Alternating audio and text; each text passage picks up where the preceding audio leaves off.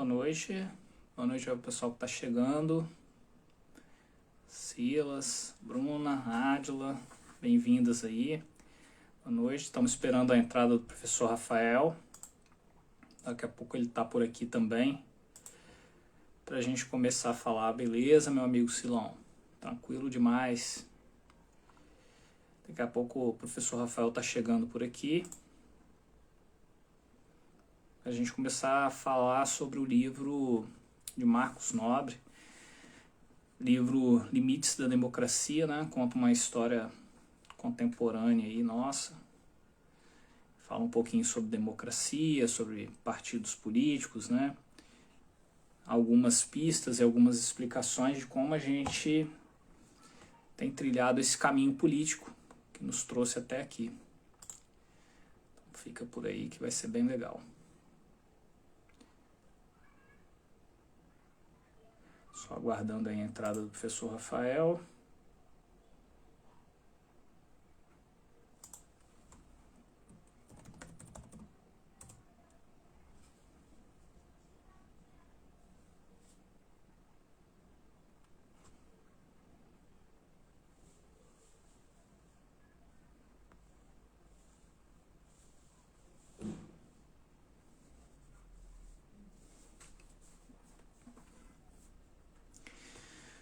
Enquanto o professor Rafael não chega, o livro de Marcos Nobre se chama Limites da Democracia, né? Uma história recente mesmo, a partir de junho de 2013. Não apenas do Brasil, ele também fala um pouquinho sobre esse movimento da extrema-direita mundial, né? Esses movimentos de antidemocráticos até, em algum sentido, eu diria, e como essa extrema-direita tem tomado o poder de alguns países, tá? Como isso tem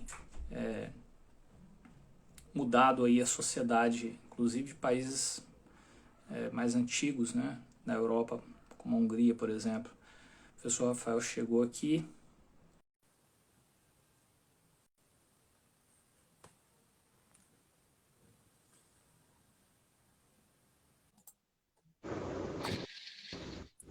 Professor Rafael, boa noite.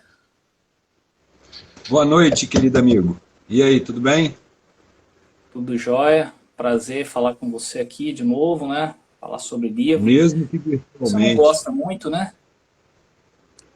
Livro não é muito a sua praia, então, de vez em quando, alguém Ah, tem que te ajudar. Alguém tem que te puxar para esse caminho, né? esse esforço. O E pessoal tá aí, tá chegando aqui, tranquilo? né? Tranquilo, Ah, tranquilo. Bastante tranquilo. Eu tô com um livro aqui por trás de mim. Você tem ele aí fisicamente para mostrar a capa para o pessoal que está chegando? O livro é esse aí, ó, pessoal. Limites da Democracia, Marcos Nobre. Eu, como sou um pouquinho mais moderno, meu livro está num Kindle, então eu não tenho ele físico, mas o professor Rafael está mostrando a capa dele aí. É um livrão, né, professor? Muito, muito bom. Gostei bom, bastante dessa leitura. rapaz, vou ler, vou ter que ler de novo, de novo. Boa noite, Laura Fracalossi. Boa noite, né, o pessoal que está chegando aí. Obrigado aí pela participação de vocês. Eu espero que vocês gostem dessa discussão, né, que vocês se envolvam aí, façam perguntas. Quem não leu esse livro, assim, não é um Tem que livro. ler. É um livro um pouco denso, assim, porque ele é um trabalho de pesquisa mesmo do autor, né? Cientista político Marcos Nobre, ele é professor também. E ele tem, nesse livro eu senti uma pegada mais de pesquisa dele, muito mais denso do que o livro Ponto Final dele, que eu também li. Então, eu achei um livro mais difícil de ser lido, mas o que eu descobri depois, lendo esse livro, professor, já começando, falando sobre ele aqui, para Uhum. a gente não deixar as pessoas esperando muito, é que ele faz uma introdução, né, de cada capítulo ali, e depois ele se aprofunda um pouco mais na ideia. Então, tendo um pouquinho de paciência ali com os termos e com bastante tecnicismo, até que ele usa em alguns momentos, depois o conceito parece que entra na cabeça ali muito facilmente, com um pouquinho mais de paciência. O livro não é tão pequeno quanto o Ponto Final, né, que é o primeiro livro dele que eu li, é um livro um pouquinho maior, mas assim, muito especial. Eu gostei bastante porque ele conta uma história recente e eu sinto uma angústia, não sei se você se sente assim, eu sinto uma angústia muito grande de saber como a gente chegou no atual estado de coisas, não só no Brasil, não só no nosso estado, né, no Espírito Santo aqui, quem é de fora, né, eu e o professor Rafael somos capixabas, não só como a gente chegou a esse estado de coisa aqui no nosso estado, no nosso país, mas também em alguns países, né, velhas repúblicas, né, países do velho continente, por que as pessoas tomaram realmente essa guinada à direita ou à extrema direita, e esse livro dá algumas pistas, né, assim como o livro da Eliane Brum também, que nós lemos, né, Brasil, Construtor de Ruínas. Eu gosto bastante, eu me sinto muito confortado quando alguém me explica uma coisa que eu não estava conseguindo enxergar. Eu acho que o Marcos Nobre e a Eliane Brum têm esse poder de síntese, né? Assim como vários outros analistas políticos, né? A Bruna está falando que ela hoje mesmo colocou no carrinho para comprar no mês que vem. Pode ter certeza que vai ser um investimento que vai valer a pena, tá, Bruna? Você não vai se arrepender. Professor, já dei as minhas impressões iniciais do livro, por favor, está contigo a palavra aí, pode... Rodrigo, primeira saudade de falar com você virtualmente, pessoalmente, já tem um tempo, né? Acho que a última live que eu fiz foi aquela nossa, sobre o livro Civilização do Espetáculo, né, do Vargas Llosa. E acho que a gente tem que fazer mais. E pessoalmente também, eu acho que a gente construiu um espaço de discussão presencial sobre livros de referência, né, como esse do professor Marcos Nobre. Eu fiquei encantado, Rodrigo, assim, desde o início da leitura, né, logo que eu terminei a introdução do livro e fui entrando no capítulo 1, eu fiquei muito encantado com esse poder de síntese, e vou usar uma expressão talvez aparentemente contraditória, de síntese profunda que o professor Marcos Nobre tem. O livro, eu, como dizia aqui logo no início, eu com certeza vou lê-lo novamente, e talvez até uma terceira vez, porque tenho me dedicado a buscar as referências que ele faz de autores clássicos, né? Ele fala lá de Panebianco, fala de Weber, fala de Michels, Robert Michels, né, que são estudiosos, né, da estrutura de partidos, por exemplo, não só desse tema, mas também. Enfim, eu fiquei encantado porque o livro é um curso de história da política partidária mundial, de ciência política, de teorias de ciência política, de história brasileira recente, né? Isso que a gente, no campo da história, que é a minha praia, chama de história do tempo presente, né? Porque é um processo ainda em construção. E eu acho que o professor Marcos Nobre, ele conseguiu, Rodrigo, né, juntar tudo isso numa forma muito inteligível, né? Uma coisa que é uma preocupação que eu tenho compartilhada com você essa necessidade de entender essa realidade complexa e eu diria até confusa que a gente vive, né? De como nós chegamos aonde estamos e como sair desse atoleiro, né? Porque é um atoleiro, é um atoleiro de destruição institucional, né? Que a gente vive. E para a gente sair desse atoleiro de destruição institucional e física também, né? Basta a gente olhar a Covid, aí, as mortes da Covid, basta a gente olhar a destruição da Amazônia, basta a gente olhar a destruição física de pessoas, né? Enfim, são muitas destruições. Então, para a gente sair desse atoleiro, Rodrigo, é importante, eu acho, a gente ter uma compreensão que o professor Marcos Nobre nos dá dessa estrutura política, de como isso se construiu no Brasil nesse tempo recente, quais as interações que a nossa estrutura nacional tem com o mundo, né? Como uma coisa afeta na outra. E aí, Rodrigo, é importante porque às vezes a gente tem uma tentação, e é uma tentação muito tentadora, se você me permite, né? De ficar só no empírico, né? E uma coisa muito rasteira, assim, muito até boba, que eu gosto, mas eu gosto de citar para os meus alunos, quando eu estou discutindo. Claro, o empirismo ele tem os seus méritos, né? Mas é aquele negócio da gente olhar o sol, né? Quando você olha o sol nascer, aí o sol nasce lá, né? Na praia, olhando aqui de onde eu estou, né? O sol nasce na praia, ele vai, aspas, andando, aí ele acaba, se põe lá do outro lado. Então o empirismo nos diz o quê? Quem se move é o sol, né?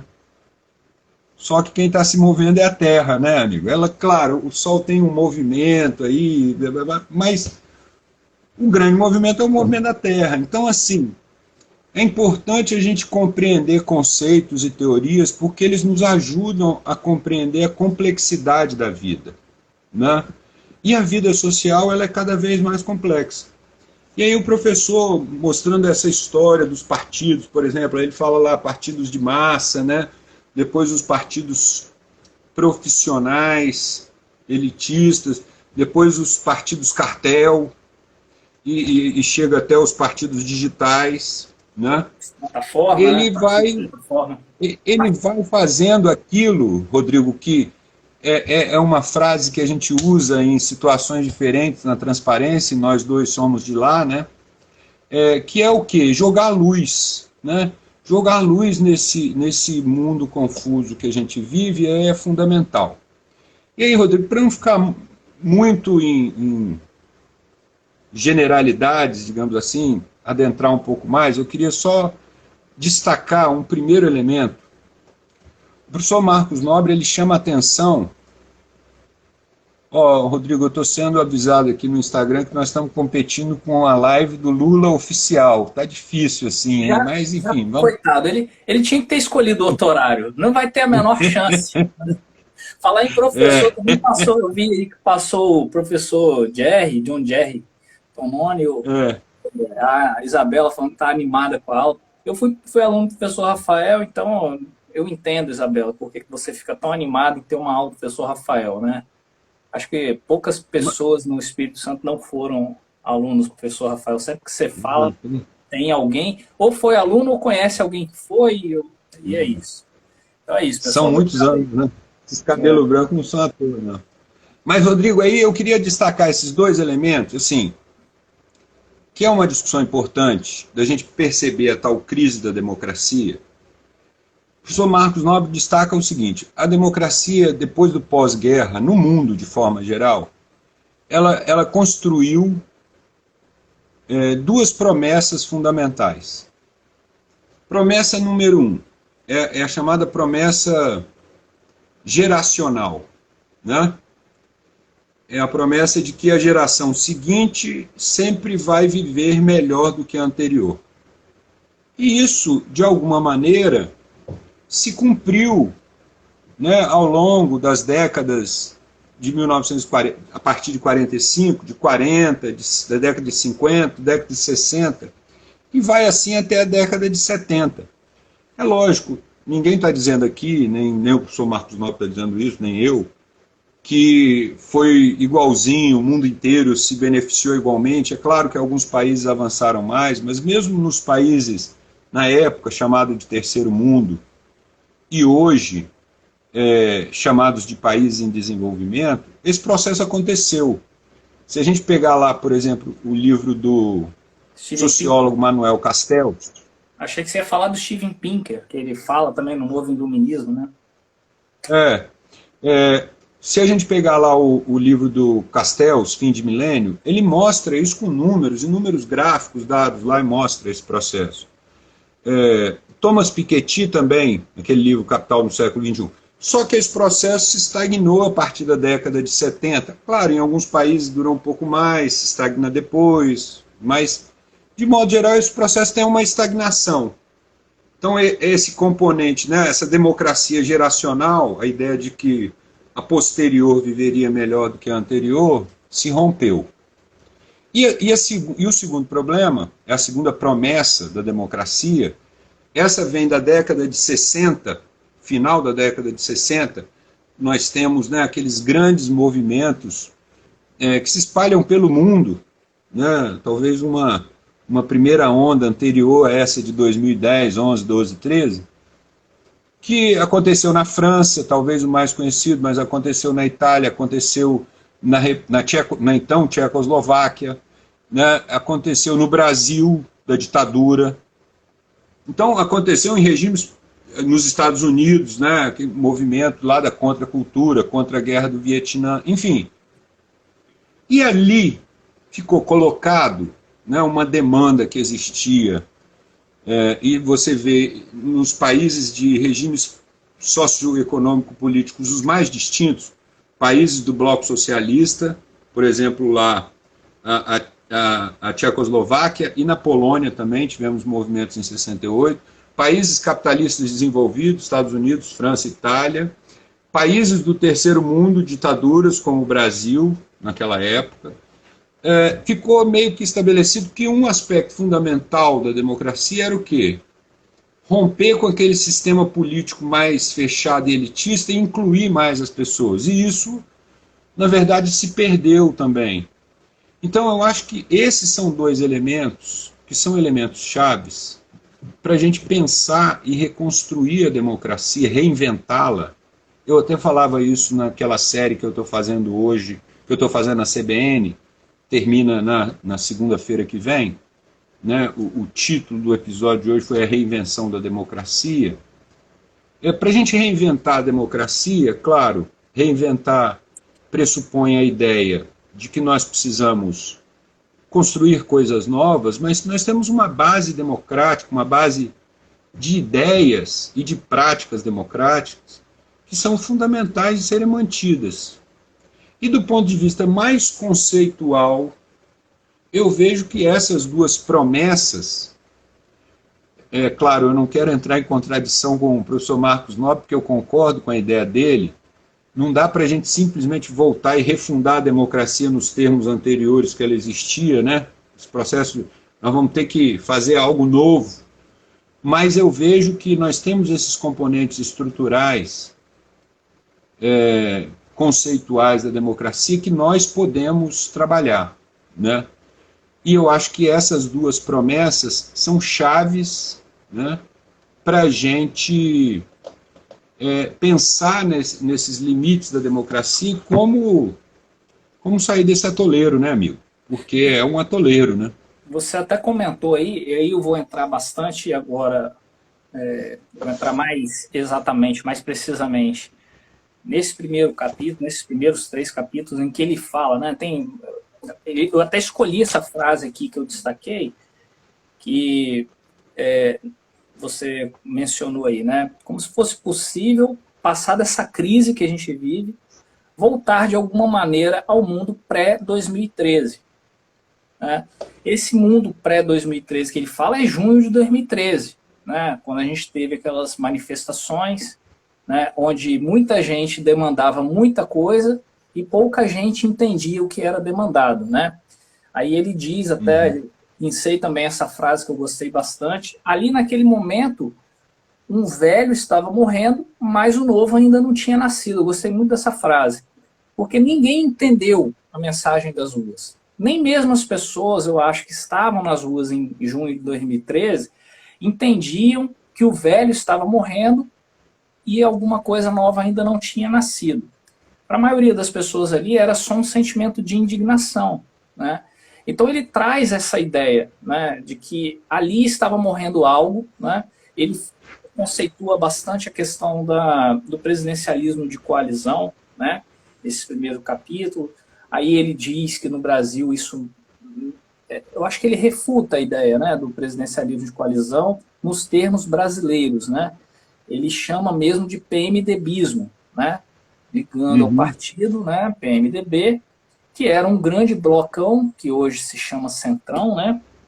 E que representava ali a base fisiológica de todo presidente que chegasse à cadeira do executivo máximo do Brasil. Então, as pessoas ali naquele momento, quem se elegesse presidente do Brasil, ele até diz isso, olha, o presidente eleito ganhava tudo, ganhava o Congresso, porque o PMDB estava ali sempre se deslocando, né, na centro-direita, na centro-esquerda, no centro mesmo, prestando o serviço, né, ao executivo de ser a sua base de apoio, obviamente não de forma gratuita, né, cobrando caro por emendas, por cargos, e, enfim, tudo aquilo que o brasileiro, em junho de 2013, foi às ruas manifestar o descontentamento. Então, acho que naquele momento as pessoas estavam indignadas com o sistema político, né, ele diz isso, né, aquela profusão de indignações, aquilo, de certa forma, se rompe, né, se rompe alguma coisa velha ali, e daí para frente a gente não tem algo novo para colocar no lugar. O que a gente tem para colocar no lugar é uma tremenda confusão, um terrível mal-entendido, né? Parafraseando, essa é de quem? A democracia é um mal-entendido. Eu acho que você vai saber, eu não me lembro de quem é essa frase. A democracia brasileira é um grande mal-entendido. Não lembro quem falou essa frase. Mas, enfim, a partir dali, ele traz alguns outros conceitos que eu achei bem interessante, e você até citou alguns deles, né? O partido digital, o partido plataforma, que é onde se fundamenta esse novo que está nascendo, né? Não que esse novo seja bom, eu não acho que seja, eu acho um novo ruim. Eu acho a antipolítica uma coisa ruim, horrível. Né? E a antipolítica ela surgiu a partir de junho de 2013, quando a gente teve então a Operação Lava Jato 14 e 15, esse é um outro ponto que ele destaca, não apenas um sistema antipolítico, né, nascendo ali a antipolítica, mas também o antissistema. Né? A Lava Jato e o PMDBismo acabando, a Lava Jato crescendo, você surge com duas forças muito intensas, o antissistema e a antipolítica. Então você tem um conjunto de jovens que já não acredita mais na política, né, especialmente os millennials, né, não acreditam na política, odeiam pessoas políticas, odeiam a política, odeiam o político, não participam do processo político, mas se engajam fortemente no processo político, através aí dos partidos digitais. Né? Então você tem uma antipolítica nascendo dentro da política e criando uma política nova que, no meu entendimento, não é boa, não é saudável, não permite discussão de ideias contraditórias, né? As pessoas sempre acham que têm razão porque elas estão falando dentro de seus partidos digitais, né? Nesse sentido, ele traz aqueles três conceitozinhos: a democracia do público, a democracia do digital e a democracia dos partidos, né? A democracia dos partidos é aquela história, a história clássica que você falou no início aqui, onde as pessoas se congregam, se reúnem em algo que é uma clivagem natural para elas, né? Se eu sou operário, eu vou me ligar a um partido operário. Se eu sou, isso muito claramente acontece nos Estados Unidos. Você tem ali o Partido Republicano, né, o Partido Democrata, então você tem dois partidos muito bem estabelecidos e você tem uma clivagem natural das pessoas. Na democracia do público, isso já não acontece mais. E acontece uma reatividade. Né? Um líder populista, né, vamos colocar aí Viktor Orbán, Hugo Chávez, até o próprio presidente Lula, Jair Bolsonaro aqui no Brasil, essas pessoas testam as suas ideias na democracia do público. O partido ele começa a não fazer mais tanto sentido porque ele se personaliza numa pessoa. E depois disso você tem algo que para mim é muito pior, que é o partido digital. As pessoas começam a sentir pertencentes, começam a se sentir acolhidos nas ideias que vêm das redes sociais. Na Itália, até mesmo um partido foi fundado, né, os Cinco Estrelas, ali, um partido realmente vindo das redes sociais, né, para representar essas novas clivagens. e você tem um sujeito, né, na presidência da República hoje, e alguns pontos estratégicos da política regional, sempre fazendo esse teste de reatividade. Olha, eu jogo uma ideia aqui, se as pessoas comprarem, eu invisto fortemente nela. Né? Eu jogo aqui a questão do aborto, se houver engajamento, eu entendo que isso aqui é interesse popular, é interesse público, e eu invisto fortemente nisso. Essa é a democracia do público. E agora, com os partidos digitais, você pega aquela história antiga dos partidos clássicos se transformando em bolhas digitais. As pessoas simplesmente não conseguem admitir que não estão tendo toda uma visão, né, uma visão do todo, porque elas estão fragmentadas em bolhas. Então ele traz esses conceitos, né, eu acho isso uma explicação formidável, porque quando você olha para essa explicação parece que o óbvio está sendo dito, né, mas como você precisa, nesses tempos, que o óbvio seja dito, quando você olha para isso, você fala, poxa, isso é exatamente o movimento que aconteceu no país, né? Quando você tira os partidos políticos, né, da democracia, coloca no lugar deles esse público, né, que ele chama de público, que é a clivagem do ente político, do agente político, sempre testando, sempre esgarçando a democracia ali, sempre jogando uma ideia nova e vendo se ela vai ter engajamento. E a partir disso, os grupos de engajamento nas redes sociais se formando em bolhas, e isso provoca, no meu entendimento, um sectarismo extremamente perigoso. As pessoas se dividiram em seitas. Essa é a grande verdade. Hoje você olha para as redes sociais, você tem uma seita radical terraplanista, você tem uma seita radical anti-vacina, você tem uma seita radical anti-preservação do meio ambiente. Então você tem várias, na verdade, ao invés de partidos como você tinha antigamente, você tem seitas, né? Pessoas que têm certezas absolutas de que estão no campo certo da democracia e, na verdade, elas só estão sendo conduzidas por grandes líderes, né? Rodrigo, eu queria voltar numa questão que você levantou, que eu acho importante para a gente perceber o funcionamento do nosso sistema político.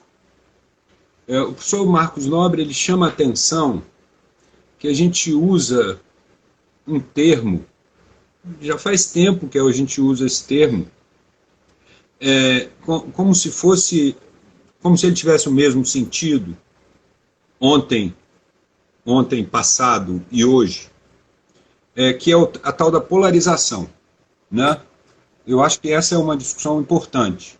E ele chama atenção, uma coisa era a polarização que existia e existiu no Brasil entre PSDB e PT, que perdurou anos aí, de 1994 até 2014, então 20 anos aí, né? De polarização entre esses dois grupos. E, na verdade, essa polarização eram disputas, né, para quem ia conduzir o tal presidencialismo de coalizão. Daqui a pouco eu vou voltar nesse presidencialismo de coalizão, porque é outra coisa que ele chama atenção que é importante. E hoje a gente usa esse termo, polarização. Mas, na verdade, diz lá o professor Marcos Nobre, e eu concordo plenamente com ele, nós não estamos tratando hoje de dois polos, no sentido de dois projetos de poder que respeitem a institucionalidade democrática do país em bases mínimas. Né? Ninguém está querendo entrar aqui no detalhe do governo do presidente Fernando Henrique, do governo do presidente Lula, da presidente Dilma. Todos tiveram méritos ou deméritos e seus problemas e conquistas, uns mais, outros menos, mas o que é fato é que esses dois polos que existiam, eles respeitavam minimamente a institucionalidade democrática. Ninguém nunca viu um apoiador de nenhum deles jogar granada na polícia, atirar com fuzil na polícia quando foi executar uma ordem judicial, né? Para ficar nesse caso muito simbólico e concreto de ontem. Então, nós temos hoje uma polarização, uma suposta polarização, mas as bases são diferentes, porque nós não estamos falando do mesmo tipo de comportamento. Nós temos um lado dessa tal polarização que evidentemente não respeita a institucionalidade do país, né? Que desrespeita, e aqui a gente podia fazer, por exemplo, menção ao orçamento secreto, né? Com as suas práticas nefastas, que já teve decisão do Supremo Tribunal Federal, já teve decisão do Tribunal de Contas da União, já teve decisão, inclusive, da Controladoria Geral da União, que é um órgão de controle interno do governo federal, e o orçamento secreto continua, aspas, rolando, né? Então, assim, é importante a gente perceber que nós estamos falando de coisas diferentes quando se menciona polarização nesse passado recente do país e nos dias de hoje. E isso, para o professor Marcos Nobre, chama atenção. E isso tem a ver com o tal presidencialismo de coalizão, que, como o professor Marcos Nobre chama atenção, ele não tem mais condições de explicar o sistema político no seu funcionamento atual. O presidencialismo de coalizão acabou. Ele foi um bom conceito, né, formulado pelo cientista político Sérgio Abranches, né, tem o artigo que ele formulou isso lá no final dos anos 80, né, é um estudo brilhante, e ele acabou se tornando o paradigma analítico do sistema político brasileiro. Mas, na verdade, o presidencialismo de coalizão, como funcionava, ele acabou. Alguém diria, mas hoje nós temos um presidencialismo de coalizão. Funciona nas mesmas bases. O presidente tem o apoio de uma super, né, para usar mais uma expressão do livro do professor Marcos Nobre, tem o apoio de uma super maioria legislativa, né? E o presidente Fernando Henrique tinha esse apoio de uma super maioria legislativa, o presidente Lula teve esse apoio de uma super maioria legislativa, a presidente Dilma teve no seu primeiro mandato, no segundo mandato, claro, isso se dissolveu,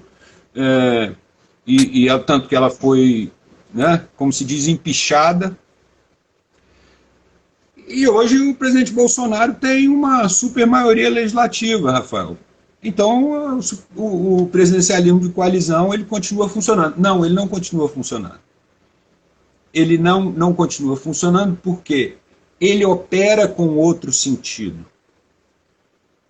Aquele presidencialismo de coalizão era um presidencialismo de coalizão onde essas duas forças, né, PSDB, durante os mandatos do presidente Fernando Henrique, e o PT, durante os mandatos do presidente Lula e o primeiro mandato da presidente Dilma, ordenavam o sistema político, garantiam algumas questões fundamentais e faziam um acordo com os outros cargos do Ministério para contemplar esses aliados e manter essa base funcionando e tocando um programa de governo, que era orientado por alguns valores essenciais, seja lá no governo do presidente Fernando Henrique, manter as bases, né, da estabilização da economia brasileira, né, manter o plano real, né, manter a nossa moeda, que tinha sido recém-implantada,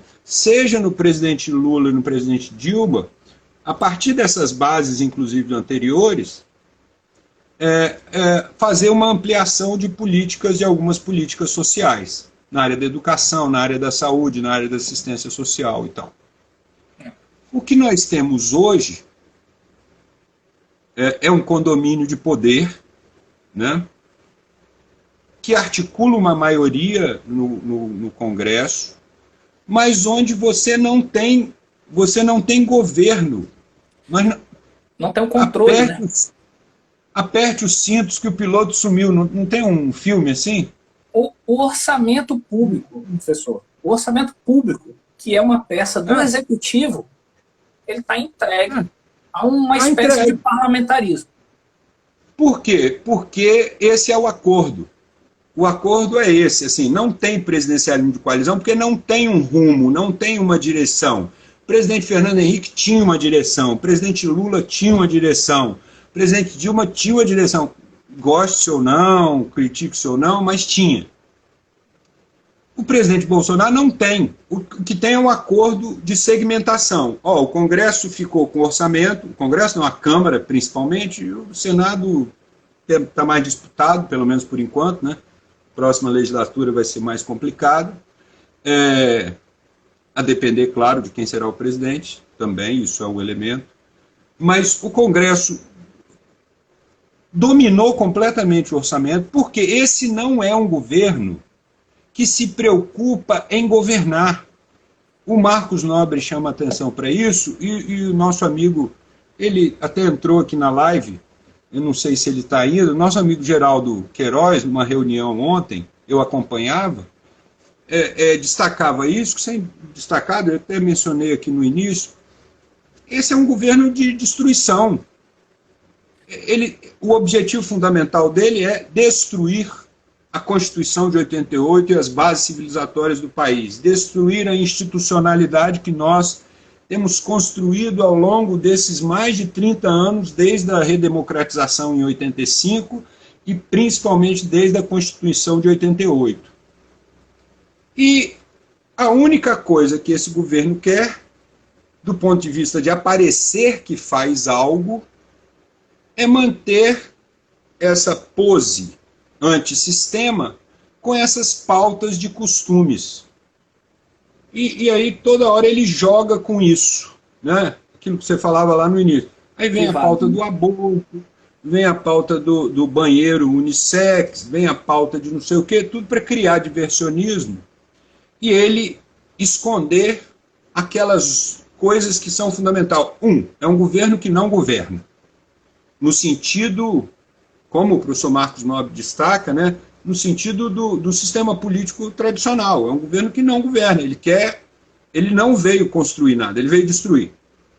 Segundo, esconder que ele entregou a gestão política, o que é o governo hoje, é a gestão do orçamento que quem faz é o Arthur Lira, presidente da Câmara, a ministra secretária de governo, Flávia Arruda, o ministro Ciro Nogueira, da Casa Civil. É essa trinca que governa, na prática, o país, que faz a gestão orçamentária. Descumprindo, e isso é fundamental a gente destacar, decisões das altas instâncias jurídicas e administrativas desse país. Mais uma vez, o Supremo já decidiu sobre o orçamento secreto, o Tribunal de Contas da União já decidiu, e a própria Controladoria Geral da União, órgão de controle interno do governo federal. E as coisas continuam. Então, eu já passo para você, Rodrigo, o que nós estamos vivendo a nossa democracia, né, para usar o texto aí do título do texto do professor, está no limite, né?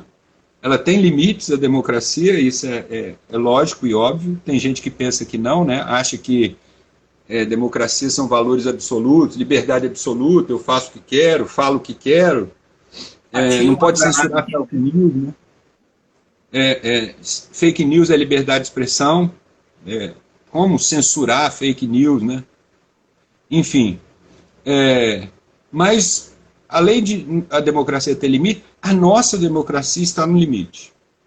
E ela vai se resolver, assim, é lógico, não é um absoluto isso que eu vou falar. Vou até mudar a frase, senão fica muito absolutizada a minha. Ela tem um momento especial de solução das suas possibilidades futuras no próximo domingo, né? Nós estamos com uma chave ali, é uma chave fundamental de que se nós vamos conseguir retomar alguma sanidade, e aí depois, quando a gente chegar mais perto do final, eu estou procurando um relógio, porque eu não tenho mais relógio, o relógio no celular eu não tenho aqui. A gente tem mais 15 minutos, mais ou menos. Tá, no finalzinho eu quero ler uma frase final do livro.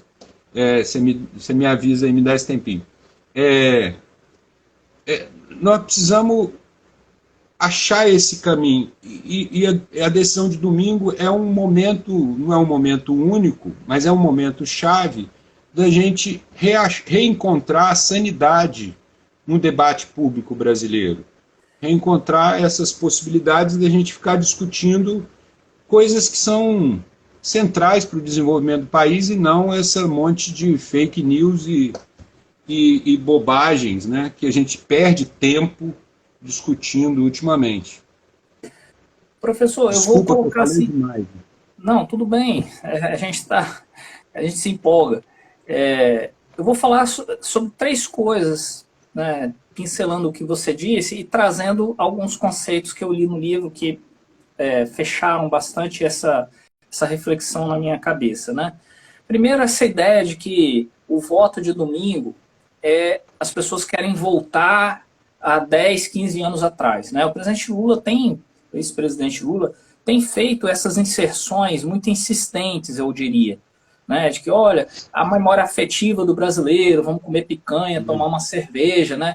E o professor Marcos Nobre, ele diz claramente, não é possível você retornar ao que existia antes, né?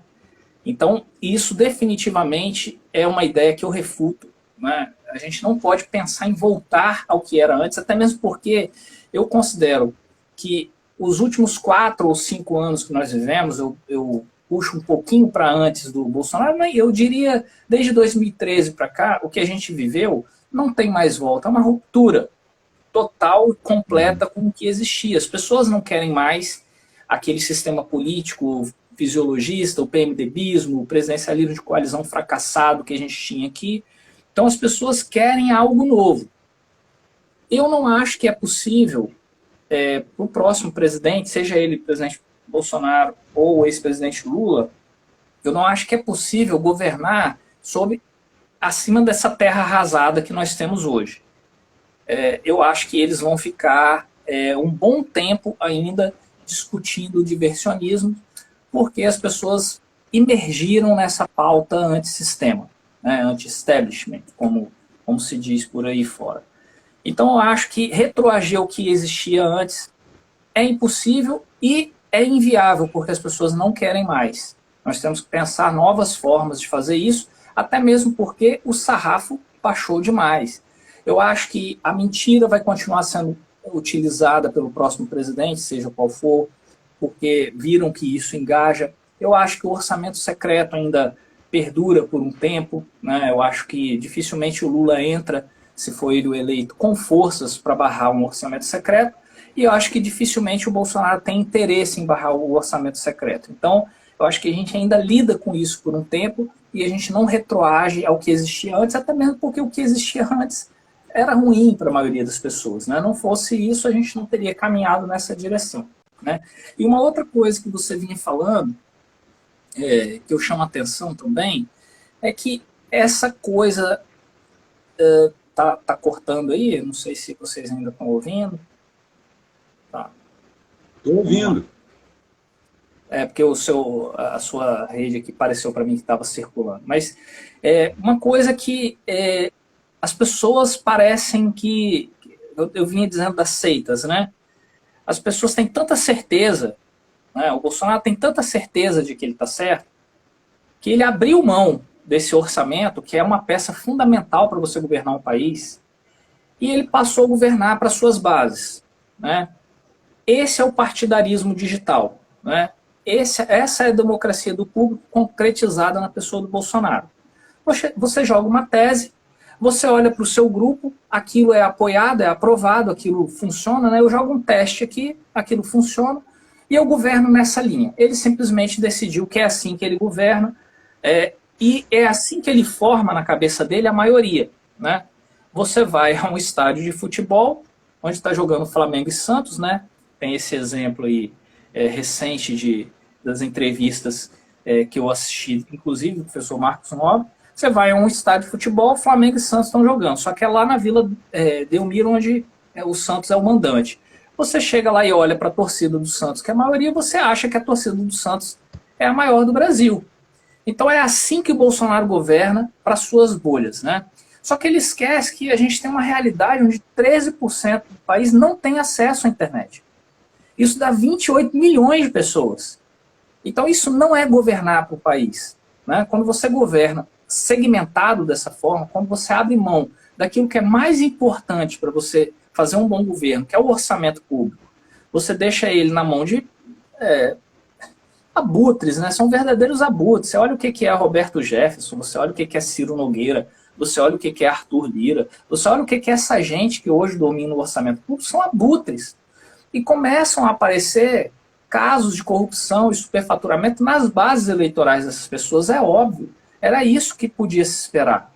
E quando ele abre mão da sua peça fundamental de governo, que é o orçamento público, e passa a governar para suas bases e achar que aquilo ali que é a maioria, ele incorre naquele erro que ele falou, olha, as minorias têm que se curvar às maiorias, sem saber ele que muitas vezes aquele pequeno grupo que ele está governando ali é que é a minoria. Então a formação dessas segmentações que acontecem nas redes sociais e um presidente governar para essas segmentações é algo muito perigoso, porque ficam milhões de pessoas esquecidas, como essas 13% de pessoas que nem vão à internet opinar sobre um projeto público. Quando você pega o engajamento, agora o janonismo, como se diz por aí, ou o Carlos Bolsonaro com a sua rede de ódio, e você vê essa rede funcionando ali para agitar e inflamar as pessoas, você tem que ter em consideração que 13% das pessoas sequer estão nesse ambiente opinando, porque elas não têm acesso à informação, não têm acesso à internet, e isso representa quase 30 milhões da população brasileira. São pessoas que demandam serviços públicos, são pessoas que são carentes, são pessoas que precisam de programas sociais, não apenas em período eleitoral, né? Elas precisam realmente de um projeto de país. E a impressão que se dá é que as pessoas que estão nessas bolhas, né, nesses segmentos, elas simplesmente não se importam com quem não está ali. Ou seja, se eu estou ganhando dinheiro, se a bolsa está subindo, se as minhas ações estão valorizadas, sabe, se o combustível está barato, ou se o que eu como está barato, se o que eu consumo está bom para mim, então ótimo, então esse é um bom governo. Sem levar em consideração que 28 milhões de brasileiros estão fora dessa realidade, 30 e tantos milhões de brasileiros estão passando fome, outros tantos milhões de brasileiros estão fora da escola, outros tantos milhões de jovens que têm acesso à educação, chega na época do ensino médio, tem a evasão escolar porque precisam trabalhar por um salário mínimo cada vez mais defasado. Então, quando você olha somente para a sua bolha, achando que essa é a realidade do país, o país está melhor. Por quê? Porque está melhor? Porque o que eu consumo está mais acessível para mim. É exatamente a reprodução daquilo que o presidente faz de cima para baixo. Ele olha para suas bolhas e diz, a minha bolha está feliz, o país está indo para frente. Isso está longe de ser verdade, assim como está longe de ser verdade se o Lula entrar com essa mentalidade caso ele seja eleito, de que as pessoas têm vontade mesmo de comer picanha. Não, as pessoas também têm vontade e desejo de que essa nossa democracia, esse novo que precisa surgir depois que o velho morrer, essa nova democracia também precisa se fundamentar em bases institucionais importantes que o governo Lula pode desconsiderar porque acha que o mais importante é botar picanha e cerveja na mesa do pobre. Não é, as pessoas também estão indignadas com a corrupção ainda. Então, eu acho que aí nós temos uma questão importante, que é o seguinte. Na verdade, o que está se formando, a duras penas, né, no entorno da campanha do ex-presidente Lula, é um movimento amplo de defesa das instituições democráticas do país, né? O ano de 2023 vai ser um ano muito difícil para qualquer presidente. Por quê? Porque o mundo está complicado, né? Se a gente olhar a guerra da Ucrânia, lá da Rússia, a invasão da Rússia pela Ucrânia, não dá sinais de acabar e está, na verdade, endurecendo. O presidente Putin ordenou lá uma série de ataques agora contra instalações de produção e distribuição de energia na Ucrânia. Então, nós temos um problema de inflação no mundo, inflação de energia, inflação de alimentos. Os juros estão subindo no mundo, existe uma expectativa de uma recessão mundial no ano que vem, A China ainda convive com muitos lockdowns por conta da política da Covid-0, que é executada pelo governo de lá, e o presidente lá, o Xi Jinping, foi reeleito agora no Congresso do Partido Comunista Chinês para o seu terceiro mandato, e a política de Covid-0 foi mantida.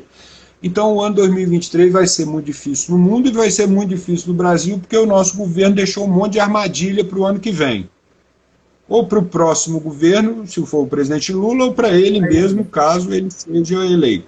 Talvez ele não se então, importe, né? Com o orçamento ele não se, porque ele não, governar não é com ele, a não ser governar para essa bolha, com essas questões de valores morais e ficar fazendo essa agitação. Ele quer destruir. Agora, então o ano 2023 vai ser muito difícil. E eu acho que o grande mérito, o que a gente está fazendo a duras penas na campanha do presidente Lula, com resistências aqui ou ali, é construir uma grande frente política em defesa da democracia e das instituições nesse país. E isso me dá uma certa esperança, não de que as coisas vão se resolver, não, nós vamos ter problema, o ano vai ser difícil, mas de que você não terá condições, né, queira eventualmente o presidente ou algum setor de algum grupo político, de algum partido, alguma parcela de algum partido, enfim, seja lá quem for, de conduzir as coisas nesse âmbito. As coisas vão ter que ser discutidas, debatidas, né, negociadas no bom sentido do debate público para ver o que é possível e o que é melhor num dado momento. E eu acho que tudo isso, né, me faz ter esperança de que nós teremos um ano melhor, né, caso o atual governo e o atual presidente sejam derrotados. E aí que eu estou com medo do horário chegar ao final. Então, isso que eu ia te falar. Nós temos 5 minutos aproximadamente. Eu vou deixar esses 5 minutos finais para você fazer o seu fechamento. Deixa eu só ler. Eu queria ler eu vou dar atenção, presentes na live. Vou dar um spoiler do livro. É o último parágrafo. Mas fica um spoiler bom porque, né, não é conclusão de série, né, de filme e tal. Então, assim, é bom para a pessoa, às vezes, se anima a ler o livro. Pô, como é que ele chegou a essa conclusão, né? É o último parágrafo do livro. Por fim, mas não por último, não se deve subestimar o alívio para o debate público, para a vida em comum, para a vida pessoal, que significará uma derrota de Bolsonaro em 2022. Significará nada menos do que a possibilidade de se ter uma agenda sã para o debate público, concentração de energias em discussões e ações produtivas, e não a esterilidade do diversionismo de fundo autoritário a que o país foi submetido por 4 anos. Eu acrescentaria 4 longos anos. Não será a solução do problema, certamente. Temos ainda um longo período de enfrentamento diante de nós.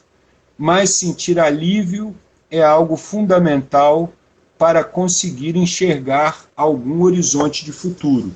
E isso é o que nós estamos precisando, né, Rodrigo? Ter um horizonte de futuro, ter expectativas. Uma das questões daquele debate geracional que eu fiz lá no começo, que o professor Marcos Nobre apresenta, as pessoas sempre acham que a democracia tem que melhorar a sua vida dia após dia, mês após mês, ano após ano. Não, elas compreendem que existem momentos de dificuldade. O problema é quando você não tem no seu horizonte uma expectativa de solução. E isso nós não temos para grande parte desse país, e não só desse país, no mundo, né? Você mencionava isso aqui também. Então, assim, eu acho que nós precisamos desse horizonte de expectativa, e esse horizonte de expectativa, uma grande possibilidade de ser um horizonte melhor, tá ali, logo ali, domingo, na ponta dos nossos dedinhos, para a gente digitar lá na nossa tela, no teclado. É claro, é só isso? Claro que não, né? A gente lá na Transparência, você e eu falamos disso há muito tempo, e um monte de gente, né? Não somos só nós, claro. Um monte de gente fala isso em outros cantos, mas nós estamos dois transparentes aqui. A gente fala isso, a gente tem que participar continuamente, acompanhar, cobrar, propor, discutir, né? Estudar, debater, etc. Mas, enfim, eu acho que um horizonte de expectativa melhor nós podemos ter a partir de domingo. E isso é uma pesquisa boa hoje, por sinal, né? Fiquei mais animado. A do Então, IPEC. professor, até para as pessoas que estão assistindo e que eventualmente discordem, né, do nosso ponto de vista, porque você faz a leitura do livro, é óbvio que você faz diversas interpretações. As pessoas não acharem que o livro é um livro de campanha anti-Bolsonaro, não é. É um livro que traz uma história recente. Ele narra, inclusive, o processo de impeachment da então presidente Dilma Rousseff, como Eduardo Cunha foi alçado à presidência da Câmara, né? Como aquilo foi também uma surpresa, né? Até para o próprio PMDB na época, que conseguiu rifar os dois ao mesmo tempo, o Cunha e a Dilma, né? E chegar ao poder. Então é um livro muito bom de história recente, muito bom de história atual. Né, ele traz das manifestações de junho de 2013, passando pelo processo de impeachment da presidente Dilma, os erros cometidos pelo seu governo, né, a ascensão de Michel Temer, as discussões diversionistas de pautas, de costumes que trouxeram a eleição do presidente Jair Bolsonaro. Então, a história está ali. O que se critica muito, e isso obviamente deixa claro um posicionamento um pouco de mais de centro-esquerda do que de centro-direita, o que se critica muito é que esse tipo de presidencialismo produzido pelo bolsonarismo, esse tipo de partido digital, ele não produz nem justiça social, nem paz social, né? Nós estamos num ambiente belicoso, extremamente belicoso. As pessoas estão desgastadas, fadigadas, né? Tem grupos familiares se dissolvendo por causa disso. Então é importante a gente parar um pouco, né? Respirar um pouquinho antes de digitar aquilo que vamos digitar nas urnas, porque inclusive tem pessoas digitando em seus estados aqui. Eu vou trazer para o Espírito Santo. Nós temos aí um candidato ao governo do estado que foi absolutamente irrelevante na política, quando não envolvido aí às voltas com um esquadrão de extermínio, um grupo de extermínio, uma coisa... É difícil de aceitar que as pessoas aqui no nosso estado estejam votando num sujeito por pura obediência ideológica ao presidente. Olha a loucura do estado de coisas que nós estamos vivendo, né? Por pura obediência ideológica, por puro afeto da sua bolha, né? Então, acho que pensar um pouquinho, ter um pouquinho de empatia, pensar um pouquinho o projeto do outro, né? O projeto de país que nós queremos, né? Para onde que a gente avança quando a gente realmente fortalece as instituições democráticas, né? Há de se lembrar que o presidente Lula chegou a ser preso porque nós tínhamos uma Polícia Federal autônoma, nós tivemos uma Controladoria Geral da União, um status de ministério, nós tivemos um Ministério Público Federal nesse período todo do PT, né, do Lula, da presidente Dilma, com o seu procurador-geral sendo eleito como primeiro da lista tríplice. Tudo isso deu autonomia a que órgãos de fiscalização investigassem os malfeitos que aconteceram. É inegável. Quem nega os malfeitos de qualquer governo é fanático. Nós não somos aqui fiéis a governos. Nós somos fiéis a uma estrutura de controle social, que é o que a gente acredita. Então, se as pessoas olharem a história que está escrita nesse livro, com um olhar crítico ao rumo do país que nós queremos para os próximos anos, eu tenho certeza que elas vão enxergar com alguma razão que não se pode entregar a gestão pública a terceiros, não se pode terceirizar a gestão pública para o legislativo. Isso é papel do executivo. Ser antipolítica não pode levar as pessoas, ser antissistema não pode levar as pessoas a ser anti-institucionais. Eu acho que esse é o recado final que eu queria deixar para as pessoas. A institucionalidade, por mais que ela seja imperfeita, eu acho que nos últimos 20 anos, a gente pode usar o mesmo paralelo, professor, que eu não quero me estender muito, que a gente precisa encerrar. Mas a gente pode usar o mesmo paralelo que você usou para o desenvolvimento econômico. É óbvio que o desenvolvimento econômico favorece a maioria, mas também tem uma minoria que sofre quando fica de fora do desenvolvimento econômico. Então, o desenvolvimento das instituições também é assim. É óbvio que, na maioria das vezes, no grande conjunto social, as instituições ganham com seu aperfeiçoamento e as pessoas também. Mas é óbvio que uma minoria das coisas, né, algumas distorções, ainda ficam para depois. O que não pode é a gente simplesmente derreter as instituições, a gente simplesmente atacar a institucionalidade e achar que isso é positivo porque é antissistema, porque é uma revolta, porque é uma anarquia, porque... isso é um tribalismo absurdo, isso é uma volta a um passado que as pessoas com certeza devem sentir saudade porque não viveram. Né? Eu tenho certeza que não é um país sem institucionalidade, o país que eu quero para as minhas filhas e para mim. Né? Se isso representa, né, de certa forma, fazer uma escolha muito difícil, né, entre um candidato que eu não gosto e um candidato que absolutamente eu repudio, com certeza eu não tenho nenhum problema, porque eu entendo que a democracia não é o fim da democracia. Desculpa, a urna eletrônica no nosso país, ela não é o fim da democracia, ela é o início. Ali eu deposito um código, um número de um representante que eu vou exercer o controle social sobre ele. Não deposito ali a minha torcida, não deposito ali a minha energia, o meu sectarismo, né, uma liderança absoluta. Eu deposito ali a certeza de que no dia seguinte à sua eleição eu tenho condições, porque há institucionalidade para isso, de exercer o controle social. Tá? Se as pessoas perderam isso e estão elegendo um líder de torcidas organizadas, eu lamento bastante pelo próximo país que nós vamos encontrar no ano que vem. Tá bom? Então, da minha parte, eu queria agradecer as pessoas aí que participaram. O Geraldo está aí mandando um abraço para a gente, falando que o caminho do fascismo é esse aí, né? Obrigado. Obrigado, Geraldo. Obrigado aí a todos que participaram, ficaram com paciência. Professor Rafael, é sempre um prazer enorme ter uma aula com você aí, uma aula particular, então, tá bom? Obrigado. O prazer é meu, meu amigo. Nós temos que fazer mais. Depois nós vamos programar outra. Tem que fazer uma esse ano ainda, hein? Pelo menos uma esse ano, porque pelo menos a gente se vê, troca umas ideias. É lógico, a gente se fala, principalmente por WhatsApp, né? Mas é sempre um prazer. Queria agradecer a todo mundo que esteve aí, né? Eu vi vários alunos meus passaram por aqui, além do Geraldo, vi que seu pai mandou aí também, seu pai também entrou aí, enfim. Queria agradecer a todos que passaram por aqui ou que ficaram até agora. Enfim, depois a gente faz outra e temos muita conversa, porque essa é uma discussão que a gente tem que continuar fazendo, né? Domingo é só um momento. Nós temos muitos momentos no tempo que virá.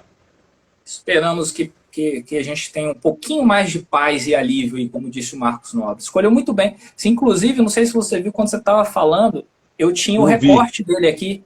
Estava na minha tela. Então, eu vi que você botou. Eu vi que você botou aí inclusive. Muito bom, professor. Um abraço aí a todos, boa noite, todas aí também. Um abraço para você. Vamos votar com consciência. Valeu, galera. Um abraço. Até a próxima.